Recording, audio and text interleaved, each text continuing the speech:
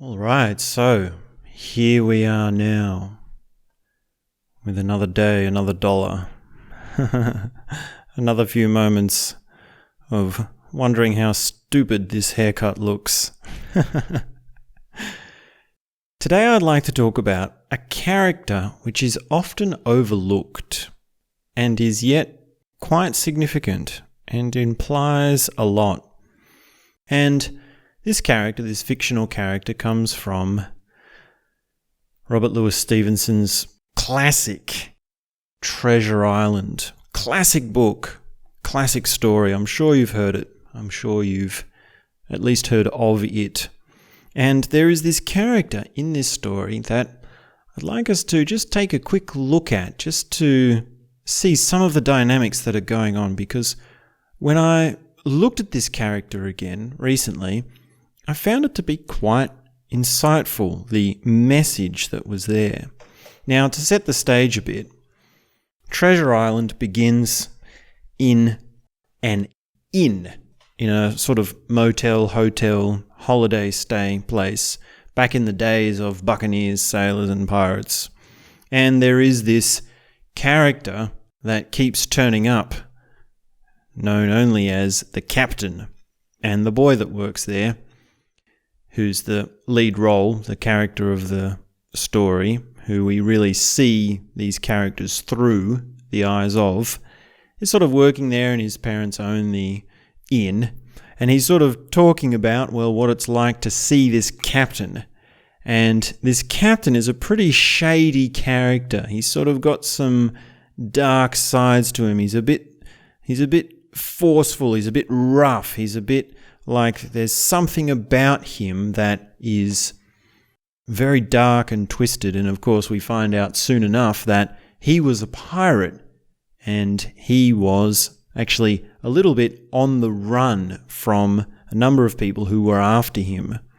And of course, later on in the story, we find out that there's buried treasure, and that's the whole sort of adventure story. That's the mystical side of the story.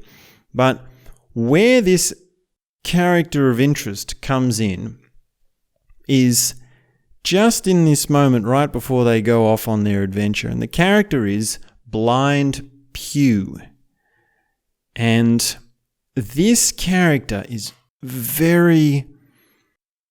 he's rather complex. And what happens is, he's one of the people who turns up, in a way, searching for the captain to sort of get his loot, to get his treasure map, or at least we don't know so far as much, to get something from him. He's seeking something from him. And when he turns up at the inn, of course, our lead character, the boy, sees this blind man. And the impression is that the blind man is actually quite helpless. And he presents himself as much. He speaks in a very sweet tone. He's in a kind of warm, gracious way of greeting him. He's very sort of understanding and caring. And of course, this boy, he sees it as, well, he's a blind man. He's helpless. He's disabled.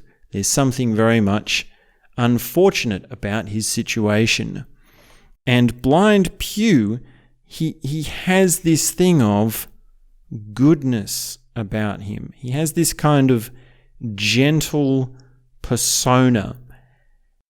And what happens is, as he's making his way into this inn and learning to navigate the situation and work out the environment and sort of get his bearings, he's all love and kindness until this one point where he gets close enough to the boy to be able to reach him. And in that moment, he grabs him, and he grabs him really tight, almost like he's hurting his hand, like he grabs him on the hand and he's sort of twisting him.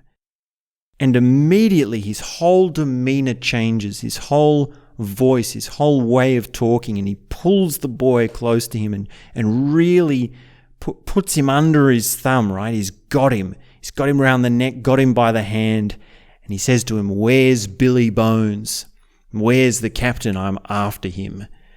And of course, the blind man doesn't want to let go. He's got these claws into him. He's going to use the boy. He's going to control him and force him to take him to him so that the Blind Pew can reach his ends to achieve his means, his goal.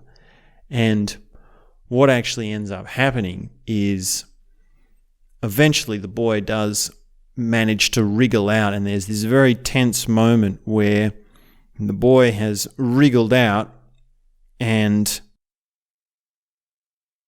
he realizes he has to be very, very quiet in order to not tip off to the blind man where he is in the room. And it's very tense. It's a very it's a very suspenseful scene when this happens. And of course, when that happens, the blind man actually flips his persona again. He actually goes back immediately to being kind and warm and actually like, tries that. But then, of course, when he realizes that doesn't work, he becomes nasty again and starts threatening him. So he quite obviously has this thing in him that he's just putting out a persona that's going to serve him, that's going to work for him. And he's only going to say what you want to hear. He's only going to be manipulating the situation to reach his end, to reach his gain. Now, I believe, if I remember correctly, what happens is some other thugs actually turn up and kill the blind guy. And they're also after the treasure map. And then there's another group. It's like in the book, it's so much more sort of elaborate than any sort of movie you might have seen of Treasure Island. There's so much violence and so much stuff going on and all these characters coming in. There's this constant sense of danger of what's going to happen to this captain. And of course, this thing of the character of the captain himself, like the quality of his personality, of his way of living is also in question. So it's very shady. It's very, very, very dark. And I believe what happens in the end is the boy and his parents manage to find the treasure map by chance, and thugs turn up and burn down the inn and destroy everything. And so they've basically got nothing except now this treasure map, and that's the rest of the story. But to linger on this character, to look at this character, Blind Pew, he's the character of interest. He's the one that is often glossed over. He's the one that really is of interest, because if you look at the way he behaves, you see a very clear warning, and in fact a number of warnings. First of all, you see that he is in some ways greatly disabled. He's greatly disadvantaged. And the evil that is in him is very much trying to make up for that. It's a kind of in response to that. And the message there is that if you haven't made peace with your imperfections and your inadequacies, you will be trying to make up for them in evil ways, in harmful ways, in hurtful ways. And we all have ailments. We all have our disabilities. Sure, we're not blind. We're not all blind. We're not having something so obvious as not being able to see, but we all have our shortcomings. We all have a kind of powerlessness that we have to face. Another very important mechanism at work here is that the blind man is after his fortune. He's after his treasure. He's after what he believes is best for him.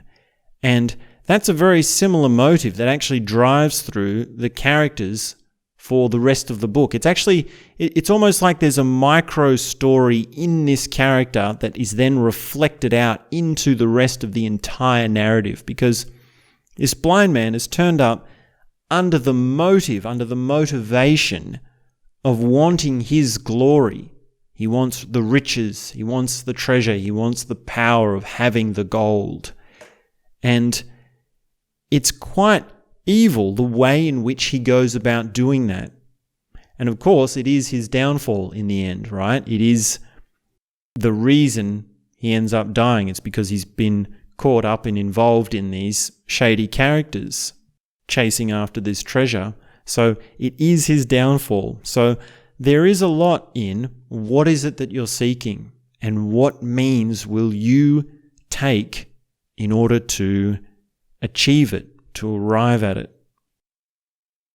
Now, one of the ways in which that's reflected, or to sort of flesh out a little bit as to how that's reflected, we look at the rest of the story of Treasure Island. What happens? Well, the boy and his crew and his friends, they go off on this adventure, and what ends up happening ultimately? They're motivated to find their fortune, to find the gold, and ultimately, in the end, they find that it's not worth it, because there's so much cutthroat backstabbing, there's so much problems with the relationships between each other, that it's not worth the gold. And in the end, actually, the cook, the one-legged man, Long John Silver, he ends up with the gold. He actually gets the gold. But if you remember exactly how that ends, he gets the gold, but he's trying to escape with it. And he ends up going off on one of the small boats, and the way that it looks, the way that it's portrayed, is that he would be eaten up by the sea. He actually wouldn't survive the trip across the sea to get back with the gold. So that is sort of another way of reflecting or sort of illustrating that going after that is the demise. The pursuit of that is a demise. Now, when we say, what are you going after? And what means will you take? What means will you go by in order to achieve what you're after? These are big questions. And I don't really think there's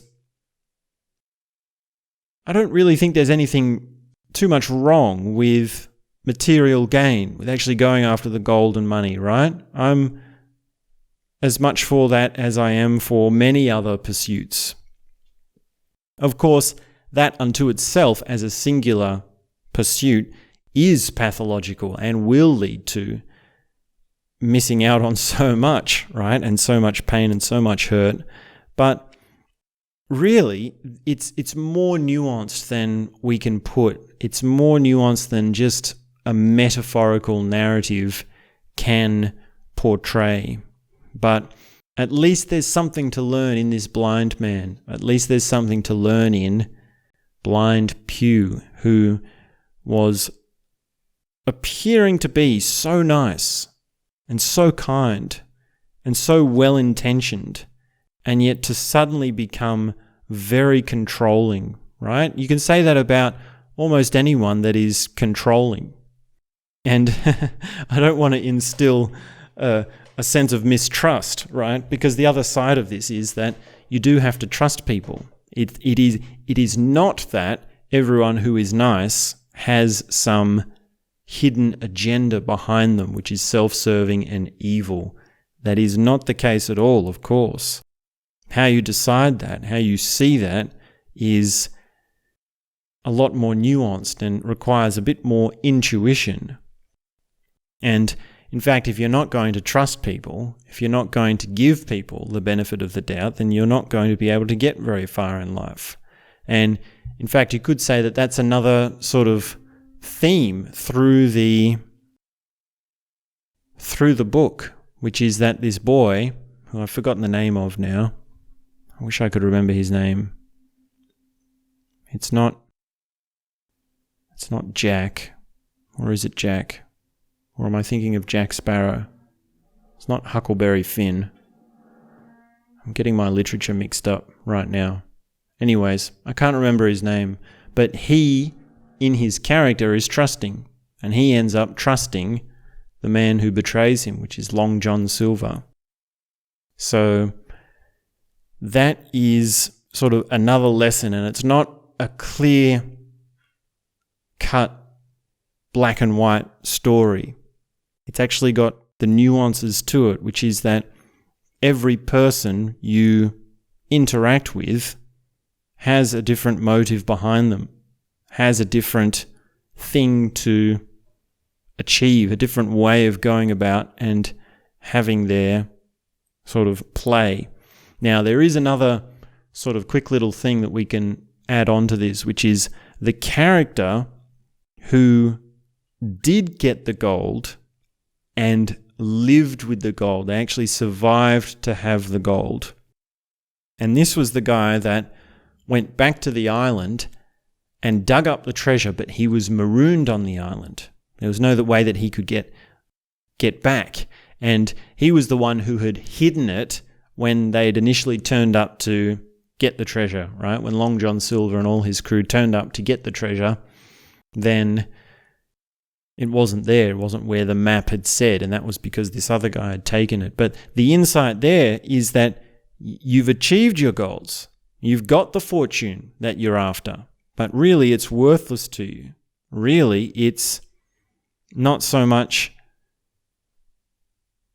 of any value because you're stuck and you're alone. There's no way of spending it. And in fact, in some of the movies, in some of the renditions, that character is actually portrayed as someone very, very happy, in fact. They've sort of...